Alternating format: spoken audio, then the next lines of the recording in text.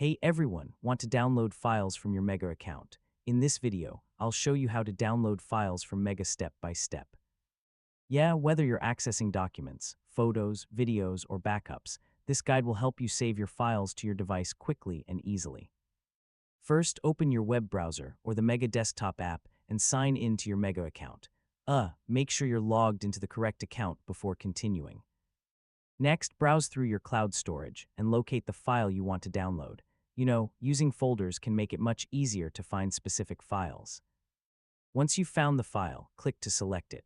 Then open the available options by right-clicking the file or using the menu button, depending on your device. Now choose the download option.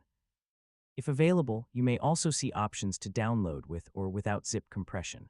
Select the option that best fits your needs. Mega will begin downloading the file to your device automatically. Larger files may take a little longer, depending on your internet speed.